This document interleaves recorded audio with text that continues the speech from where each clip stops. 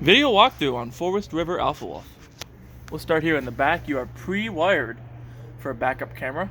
It does not have the camera in there, but it is pre-wired for one. So if you choose to have us install one, if you'd like, we can definitely throw one on there for you. It comes with a screen and the camera and everything, and then it uses power from your marker lights. So your running lights on your truck have to be on. That just turns the camera on, and you'll be good to go. Spare tire rack. This does fold down. All you got to do is pull this pin right here, pull it out of here, pull this one out, guide it down, don't let it fall because you might bend something. Make sure you repin it, and you got plenty of storage there. It does have a 200-pound weight limit, so don't be putting like big old dirt bikes on there, but like some extra coolers, extra stuff you need to tie down. That definitely helps with that.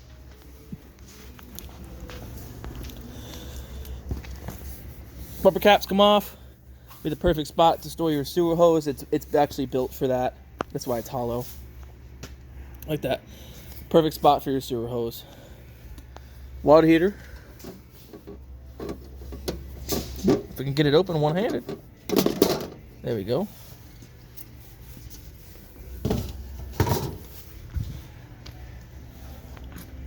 So, when you're ready to use it, you're just going to put this plug in here. This is your anode rod. So when about 75% of this material on the outside is missing, you can see the rod in the middle, the center rod. When this material on the outside is missing to about 75%, get yourself a new one of these. So it threads into this hole right here. Get it started by hand, and then I use a 1 1/16. That's the size it is. Socket with an extension. Tighten it down. Don't over tighten it. Just get it snug. And then as soon as you hook up water to this camper, it's going to start filling your water heater up for you. And then I always recommend draining it after every trip, every weekend or week you used it. You don't want water to sit in here. If you forget about it, it'll get stagnant, smelly. So before you pull your plug to drain it, crack your pressure relief. It'll stay open like that once the water starts spurting out of here. And that's okay. Stuff is out here is designed to get wet. You can snap it closed, then pull your plug out. If you neglect to do that first, you're gonna get a hot bath, and this is right at the level to hit you in the crotch, because it'll go shooting out pretty fast. And then right there is your switch for running it on electric. So if you are gonna use electric, make sure that switch is on out here. 30 amp shore cord. This is your shore cord, and they're about 25-30 feet long, so you should have plenty. Here is your main hookups for water. So this one's going to be your city. That one's going to be your black tank flush, so don't get them confused. They're nice and labeled. Your city, if you have your hose hooked to here, it'll run off city water pressure. You don't need to use your pump.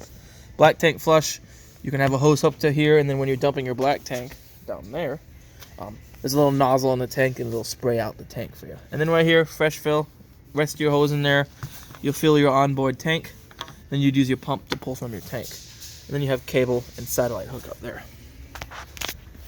Right down here is your dump area. So always make sure these are closed all the way. The one on your left is your gray tank. That's your shower and sink water. The one on your right is your black tank. That's your poop water. And then we'll put this cap on for you folks. I always make sure that these valves are all the way closed. So just give it a push before you take your cap off, because if they were cracked open a little bit, you'll fill this section of pipe with stuff you don't want to get on there when you're draining it. And then I recommend doing your black tank first.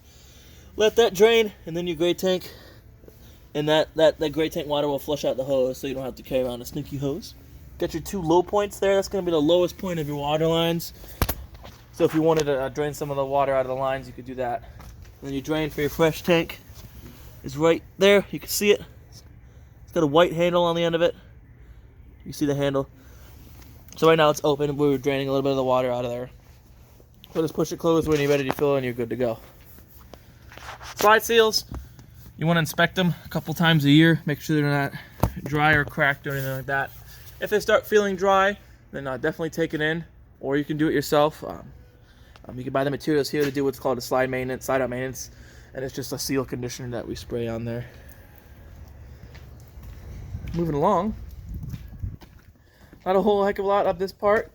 On all four corners, you have these stabilizer jacks. They're not meant for leveling the camper. If you want to get it level, use your tongue jack front to back, and then as you're backing in, some blocks underneath your tires. You got pass-through storage here plenty of storage. Got some good information here. Your VIN, your model number, gross vehicle weight rating, cargo carrying capacity, tire pressure, 65 psi. Go off of that, not what your tires say.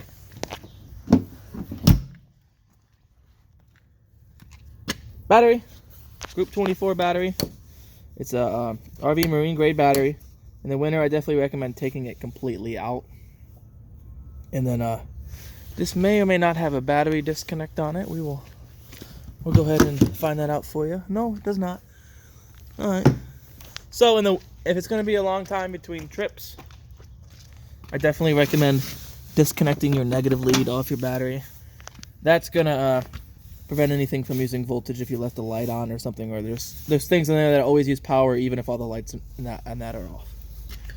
But you're going to switch for some docking lights, which does these little blue LED lights. They're just like accent lighting. Propane cover. See if we can unscrew these. There we go.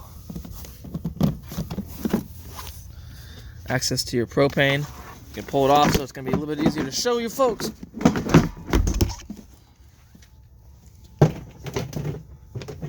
Right there, you got an automatic changeover regulator. So whichever way it's pointing, so it's pointing that way, it's going to pull from this tank first. If this tank were to be emptied, there's a little diaphragm in here that'll open up. It'll start pulling from this tank if this one were to be on as well. However, this doesn't automatically rotate, indicating it's switched. So, turn the gas off so it's off when you get it. I always like to turn it off when I'm not using it. And then some people put them in the middle thinking, oh, it's going to pull from both tanks equally. No, it's one or the other. I'm going to put the cover back on for you. There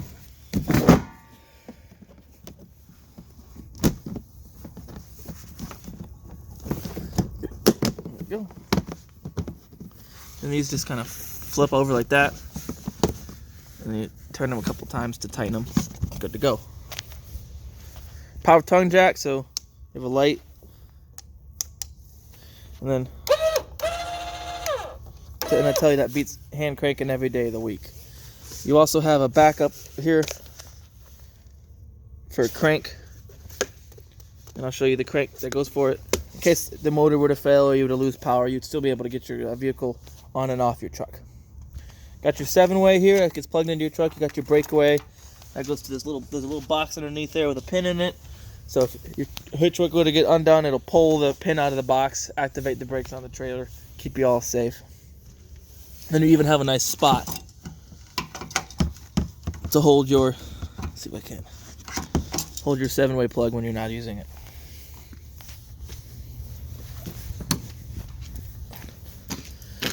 Pre-wired for solar. So if you wanted to buy the Furrion kit, it comes with all the panels and all that you need, and that's just going to trickle charge your battery. Here's that backup crank I was telling you about for your tongue jack. And then here is the one for your stabilizer jacks. Those work for that. You could also use a 3/4 inch socket and adapter for your drill. You have a switch for lights in here, so you can have a little bit of lighting in here. A coupler to make your own hose if you wanted to, sewer hose. And then a spray shower port. So that goes to outdoor kitchen. And I'll show you when we get to that area. So that's pretty much it for in the storage area. You have a leash for your little setup for a leash for your dog. Just don't forget you left them leashed there when you're pulling away. Outdoor kitchen area. Ice maker. Fridge. Your fridge is only going to work when you're plugged in, as well as your ice maker. This isn't wired to the water system. This is something you'll have to add water to, and then you turn it on, and then it makes ice. Very easy to use. Sliding out cooktop, propane line, so you would unroute your propane line, and then you'd hook it to right there. It's a quick disconnect, just like that sprayer, and just like an air hose. And then there's a valve on there you need to open. And then you just turn these to light and light them with a match. You have a little basin. Doesn't have a drain in it, but you can fill it with water if you're prepping some food, and then just dump it out when you're done. And then before you close this, mash that open like that. Go. Just like that. Very simple out here. This is that spray port I was showing you.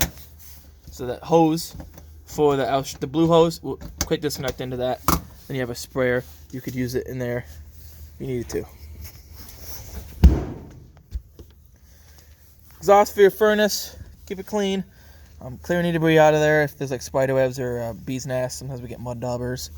They make screens for these. They don't recommend you run your furnace with the screen on, but as far as like storing it, that's going to keep a lot of debris out of there.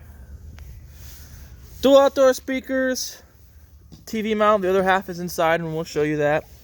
You have a GFCI protected outlet. All your GFCIs are in the same circuit. If one would have tripped, they're all going to trip.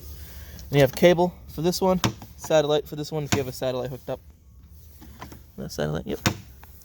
And then access to your bathroom from the outside, which is nice, so you don't have to cut in and out of your camper every time you need to go to the bathroom. And then right here, you got your, this is a range vent. I'm a little too short for it. You pop it open. That way, if you are using your range vent and the fan on there, it actually has somewhere to go. If not, if it's closed, it's not actually going to go anywhere. It's just gonna, the fan isn't really going to do anything. Pop it open when you get to where you're going. I always close mine overnight so I don't have insects coming in there. And I always close it before I travel so it's not flopping around when I'm traveling. That's pretty much it for the outside. We'll mosey on the way to the inside. Cover this panel right here. So you got monitoring panel. You can do battery, how full you're fresh, you're black, you're gray. You only have a black one and gray one, so ignore black 2 and gray 2. You can read, it'll read here so you can see. So if your black tank was 1/3 full, only the 1/3 light will be on, and so on and so forth. Controls for your water pump. Hit that on as if you're going to use your pump to pull from your onboard tank. If you're using your city water, you don't need your pump. Water heater, if you turn this switch on, it runs it on gas. If you turn the one outside, it runs on electric. You can do both at once if you want to. Inside LED, these switches always stay in the down position, but it turns that on. This one turns the LEDs of your awning on. And you have living room lights and then kitchen lights, which turn on and off these lights there. Then you have your awning. So watch your door. See how your door swings open? It's on what's called a friction hinge, so it'll stay halfway. This is where the position I would do it if you're doing your awning, because all the way open, it does rest on your awning arm. So we got some scaffolding in the way. Scaffolding the way, we won't be able to go all the way out, but I can explain. It's very self-explanatory. So you would keep holding out. When you see the bare tube and the flap will flap down like that, then you're all the way out. It does not automatically stop for you. So if you keep holding it, extend, eventually it'll roll in, but it'll roll the fabric the wrong way around the tube. They are adjustable. So you can pitch them down. You would push this in like that. See how it gets closer, further, how it's lowering the end.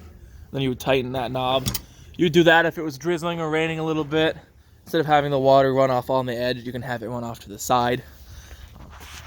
However, if you start getting real high winds or even like real big rain, real big rain, going down real fast, roll your awning in. You don't want to risk the wind, a gust of wind taking your awning away. If you roll it in wet, as soon as you get the chance to, when it's sunny out or when you get home, open your awning up, let it dry out. If you leave water sitting in this fabric, next time you open it, you'll have it'll be a little smelly and you'll have mildew in it. Then you have your controls for your slide out right here. And then this switch right here, since this is only 30 amp and you have a fireplace and a microwave, you can only run one or the other. So as you can see, your fireplace is off, microwave is off. Hit the switch up, turns the microwave on. So up is microwave, down is fireplace. You can also download the One Control app from your phone.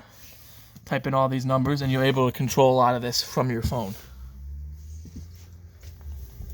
So speaking of fireplace, got your fireplace in here, got a remote. This fireplace is only going to work if you're plugged in. You have a power, turns it on. You can see it says 62. If I hit the temperature right here, it's going to raise the temperature. That controls how hot the heat is. And then this controls whether the heat's on. So heat's not on. That's low heat. That's high heat. And you can change a timer. So you can go all the way from half hour to, I believe, 8 hours. Nope, 9 hours. And then you have flame, so you can change the flame like that. And it does push out a lot of heat. I'm already feeling the heat right now. They're pre-wired for Wi-Fi hotspot. You don't actually have it. It's just pre-wired for one.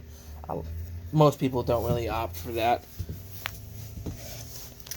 Here's a mount for a TV in here. So take this off, put it on the back of your TV, then you can slide your TV here, have a TV here, then you can run that to there. That's hooked to the radio. That's just for audio. That'll allow you to do like audio from your TV through the speakers, I believe. If you wanted like a DVD player, you would have one just kind of resting on the side or something. Then you have Gfci outlet there, TV. So that's where you're gonna hook your cable up to from your TV. If this little light is on, that's your booster for your antenna. If you are using your antenna, and you actually have to change those settings, whether cable antenna on your TV, do it like there. If you're using cable, turn it off there. And if you have an auxiliary satellite, you would swap it over to this one. So you do have two of these. There's another one right down here. So if you wanted to, you can have a TV all set up for you. And you can buy these too, I believe, if you wanted to. So if you wanted an extra one, have another TV set up, have it stored like maybe in the truck or somewhere where it's not going to get damaged when you're towing. So when you get to where you're going, you can carry it outside. And it's the same deal on that one. It just kind of clips on. I do think, yeah. Yep. So there's also a spot. We'll actually put this right back here. We'll cover this when we go back to this area. So that's the entertainment area. Your bedroom is very simple. You have light switches here. You just, oops, sorry about that, blinding the viewer. Hit it in the middle, that turns the light on. Same deal with those two.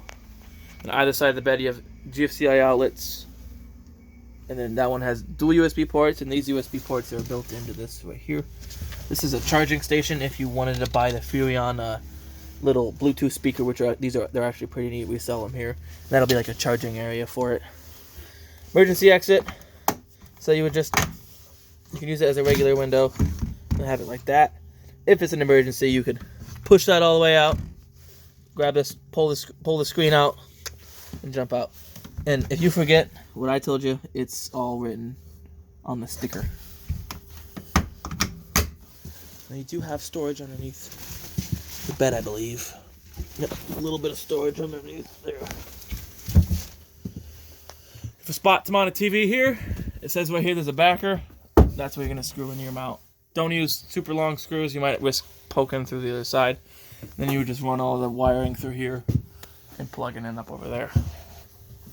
That's pretty much it for the bedroom and the TV related stuff. Now we'll go on to the radio. Radio's super simple. Got a power button that turns it on or off.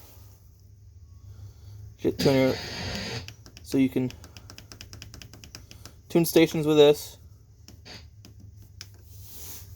Got your volume here. You got zone, so if I push and hold zone 1, it turns zone 1 off. Zone 1 is inside, and it'll just have the outdoor speakers on. And then vice versa, I can turn zone 2 off, and then have zone 1 on. And it's just the inside speakers. So that's good if you got people inside taking a nap and you still wanted to jam out to some music. You can have it playing outside. And you can have AM, FM there, USB, Bluetooth, source. That's ignored. This is an HDMI pass-through. They put them there. All these radios have this on. Not all of them use them. This one's not set up to be able to use it. Then you have a headphone jack, auxiliary input. You probably won't be using headphones. I don't know anyone's going to be plugging in headphones and standing next to the radio. Then you have presets here. So push and hold to save a preset. And then dual USB ports underneath that too. Moving along. Back to what I was showing you. This manila envelope. That's just all your manuals. That'll have all your manuals for anything that was installed here. Microwave. Again, it's off because we were showing you the fireplace, so that's diverted to fireplace. But it only works when you plug in and if you have the right switch on. Just like your microwave at home, nothing special about it. Cooktop, got a folding little backsplash here. It's nice. Then all you do to light it, turn to high, turn this knob. We're about to burn all the gas out of the lines. There it goes. Boop. Oh, and those tanks, those two dual 20-pound cylinders up front, and those are full. We did fill them. So that's the same procedure to light. You turn it to high, click your sparker, lights it. A little bit different for your oven. So you do have a sparker in there compared to the old style when you had to light them by hand. So this one you would turn to this flame, push and hold there like that. As you're pushing and holding that, you turn this knob. You'll light the little pilot in there. Once you see the pilot is lit, you can turn it on, and then it'll turn it on. It'll turn the burner on. If you know you're gonna cook in a few hours and you don't really want to relight that pilot again, you can turn it to this flame. Shuts the burners off, leaves the pilot on. So all you have to do is go back and turn it back on again. However, I always recommend turning it off before you go to bed. You don't want a lit pilot overnight. Fold this back in place. Fridge. So these are new types of fridges. They work off a 12 volt. So if you were to get unplugged, the fridge is still going to be running. The older ones, well, they're not older. They still put them in new ones, but this one there's no propane you have to worry about. And then there's just temperature. You turn this to off grid. It'll be running off of right here. It'll kind of conserve the energy. It won't use a lot of power to. It won't get as cold, is what I'm trying to say. But it'll still keep items cold enough, and that just allows it to save some of your battery power. Right below that breaker box, you have all your breakers for your 120 volt appliances, all your fuses for your 12 volt. You got 15s and 240s. I always recommend keeping some spare fuses with you, just in case they were to go out. Thermostat. So this big button is your power on and then mode. So fan hot, low, high.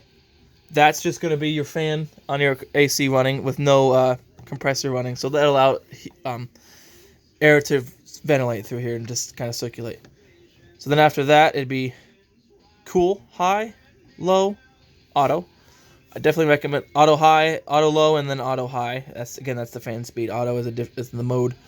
That's another mode within a mode, basically. Auto is going to allow it to regulate its own temperature.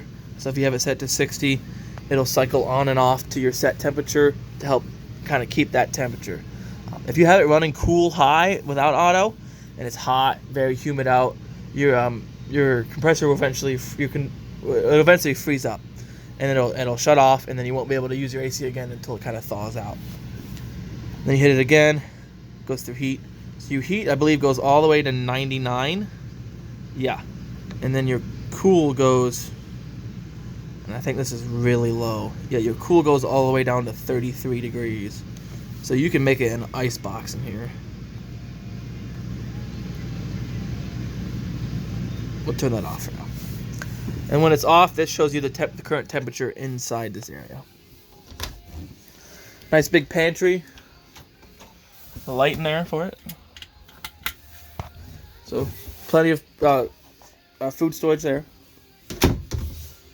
Dual bunks. Gfci protected outlets and USB ports on either bunk. And a light for there, and a light for there. And then a ladder to get in. You just kind of pick it up, swivel it out. That'll allow you to get up top. However, make sure you put your ladder away before you close your slide. And the Gfci protected outlet there. Carbon monoxide and propane gas alarm. So if you're there would be a propane leak or carbon monoxide leak, not leak, but if there's carbon monoxide, that'll go off for you. It is hardwired to the 12 volt system. There's no batteries you have to worry about changing. However, if that battery up front I was showing you starts to get low on voltage, this will give low voltage chirps too. And then you do have a smoke detector right above your entry door. Just focusing on that. Those use 9 volt batteries, so if they start chirping, put the new 9 volts in there. Bathroom, super self-explanatory. A shower. Hot and cold, and then divert it to the shower head. You just pull up on it.